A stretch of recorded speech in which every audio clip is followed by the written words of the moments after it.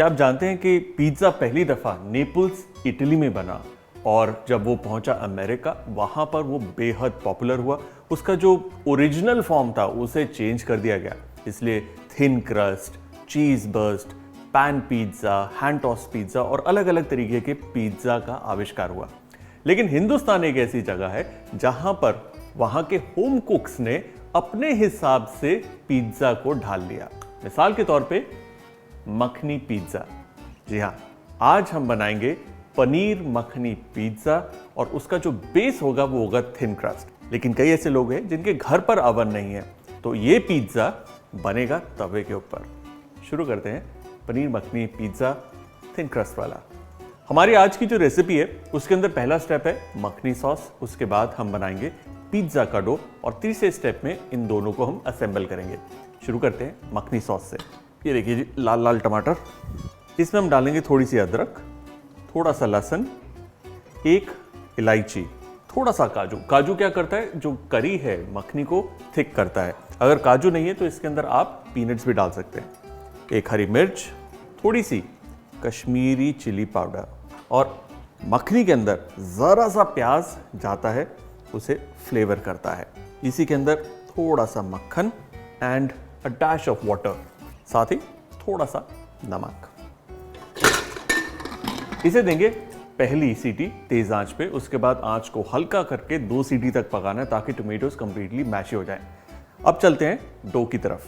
Thin crust pizza जो है उसका जो डो है उसके अंदर एक बात का ध्यान रखना है कि वो बिल्कुल ड्राई ना हो जाए, लेकिन एट द सेम टाइम उसे होना चाहिए कड़क। तो मैदे के अंदर हम डाल रहे हैं सूजी, इसी के अंदर सॉल्ट, जनरस अमाउंट, ज़रा सी चीनी, ये है बेकिंग पाउडर। इसे मॉइस्ट रखने के लिए इसमें हम डालेंगे ऑयल। आप चाहें तो ऑलिव ऑयल, रेगुलर ऑयल या फिर बटर का भी इस्तेमाल कर सकते हैं। अब इसे हमें करना है मोए। मोए मतलब जस्ट रब इट टुगेदर। और होगा क्या, जो मैदा है और सूजी है उसके ऊपर ये तेल चढ़ जाएगा, तो जो थिन क्रस्ट है वो मॉइस्ट होगा और खस्ता होगा। और क्योंकि उसके अंदर हमने डाला था बेकिंग पाउडर तो वो ज़रा सा राइज होगा, विच मीन्स कि बहुत ज़्यादा डेंस और चूई नहीं बनेगा। ये देखिए, इसको इतना हमें मोए करना है कि जब आप इसको इस तरीके से मुट्ठी में लें तो ये लड्डू की तरह बन जाए और हल्का हाथ लगाते ही डिसइंटीग्रेट हो जाए। इसमें अब हम डालेंगे पानी, और पानी की मात्रा बड़ी रोक कर, ज़्यादा डाल देंगे तो दिक्कत हो जाएगी ना। जब तक ये गूंद रहा, मुझे बताइए कि आपका कोई फेवरेट पिज्ज़ा है, मतलब फेवरेट पिज्ज़ा का बेस। कि कई लोग नान के ऊपर, कई लोग ब्रेड के ऊपर, कई लोग हैंड टॉस पिज्ज़ा, कई लोग क्लासिक रेसिपी, पैन पिज्ज़ा, अलग अलग तरीके के पिज्ज़ास खाते हैं। आपका फेवरेट बेस कौन सा है पिज्ज़ा का, ये मुझे बताइए नीचे कमेंट्स में।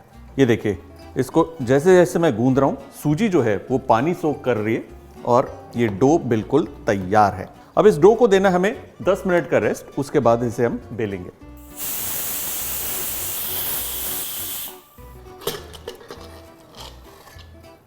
परफेक्ट, अच्छे से बॉयल एंड मैश्ड हो गया ये। इसे कंप्लीटली ठंडा करेंगे, उसके बाद इसे हम ग्राइंड करेंगे।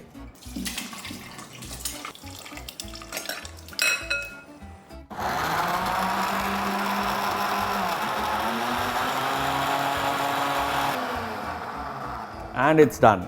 अच्छे से पिस गया ना। ऑप्शनल है, लेकिन आप इसे छान सकते हैं।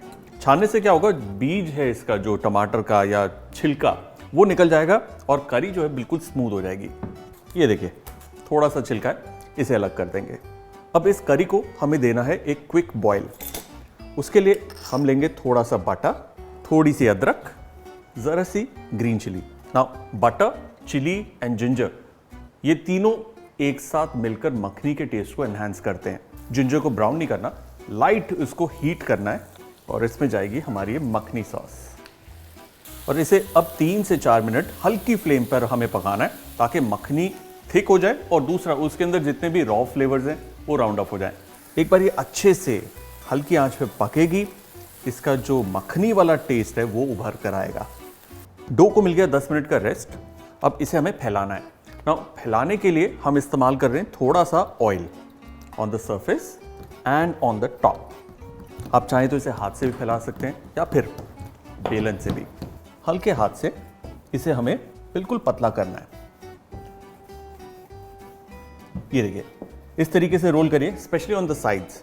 साइड्स पतली होनी चाहिए पूरा का पूरा इवन। जो अभी इसकी चौड़ाई है करीबन 1/4 सेंटीमीटर, और ये फूल कर ऑलमोस्ट डबल हो जाएगी। So that be perfectly okay.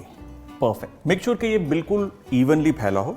और अब मेरे पास है ये सिंपल स्टील की प्लेट, इसे मैं यूं रखकर गोल आकार में इसे काटूंगा। ना जस्ट रन द नाइफ इस शेप में।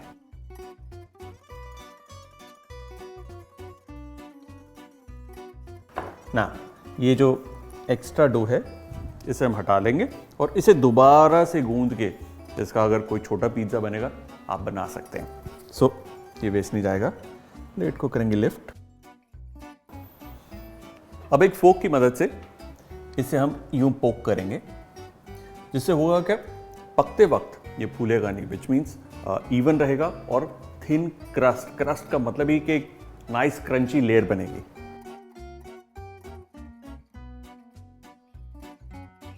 ये देखिए किस तरीके से इसके अंदर मैंने जगह जगह पंचर होल्स कर दिए। परफेक्ट, ये तैयार है। नाउ इससे पहले कि हम इसे पकाएं, मखनी, पनीर मखनी को हम फिनिश करेंगे। अब देखिए, क्योंकि ये सॉस जो है हमारी मखनी सॉस ये पिज्ज़ा के ऊपर जानी है, इसलिए इसे हम गाढ़ा करेंगे।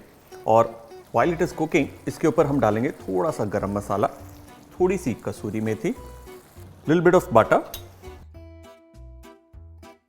थोड़ा चॉप्ड धनिया और बारीक कटा हुआ पनीर। पनीर के स्लाइसेस को थोड़ा सा छोटा ही काटेंगे ताकि वो पिज्ज़ा के ऊपर खाने में आसानी हो उसको। ना जेंटली मिक्स इट।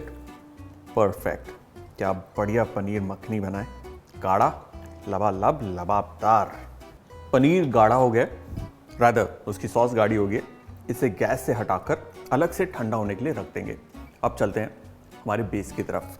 तवा लेना है और तवे के ऊपर बड़े आराम से इस डो को हम यूं उठाकर रख देंगे। और होगा क्या, क्योंकि ये पूरा का पूरा पिज्ज़ा में तवे पे बनाना है, एक साइड जो है उसको हम ऑलमोस्ट कुक कर देंगे, दूसरी तरफ को कच्चा रखेंगे। और जैसे जैसे पक रहा है इसको यूं रोटेट करना बहुत ज़रूरी है ताकि इवनली हर जगह से ये पके। और पिज्ज़ा ना एक ऐसी चीज़ है जिसके अंदर उसकी सॉस से ज़्यादा इम्पॉर्टेंट होती है उसकी ब्रेड। क्योंकि ब्रेड अगर ड्राई होगी या बहुत ज़्यादा उसके अंदर सॉल्ट की मात्रा कम है या तेज़ है, तो पूरा पिज्ज़ा का एक्सपीरियंस वो ख़राब कर देती है। पलटा के मैं आपको दिखा दूं किस तरीके से ये ऑलमोस्ट पक गया है। इस स्टेज पे इसे हम निकाल लेंगे। अब देखिए सिंपल सी चीज़ है, ऊपर की सतह पक चुकी है, नीचे से अभी कच्चा है, तो ऊपर पकी हुई सतह के ऊपर हम टॉपिंग डालेंगे।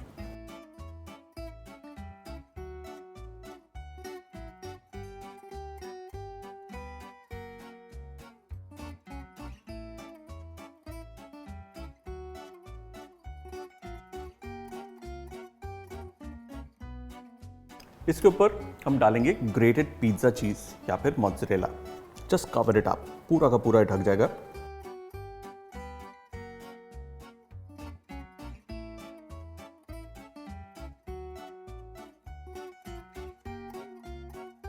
इस पे डालेंगे हम थोड़े से अनियंस, थोड़े tomatoes, olives which are totally optional, थोड़ा सा और paneer makhani on the top,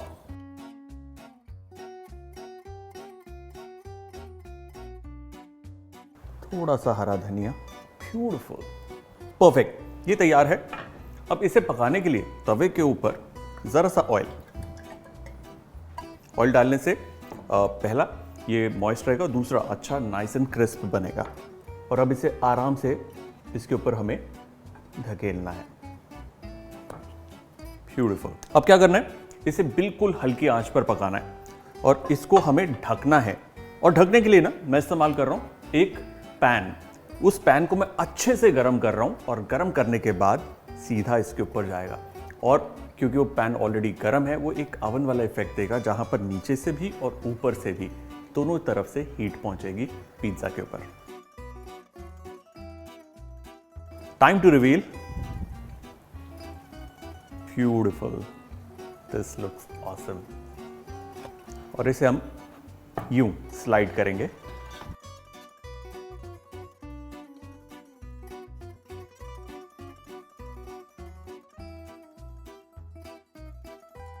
ये देख रहे हैं कितना थिन इसका क्रस्ट आया है, beautiful. At the same time इसका जो बॉटम है बहुत ही बढ़िया तरीके से पका है, बिल्कुल नहीं जला और कच्चा भी नहीं है।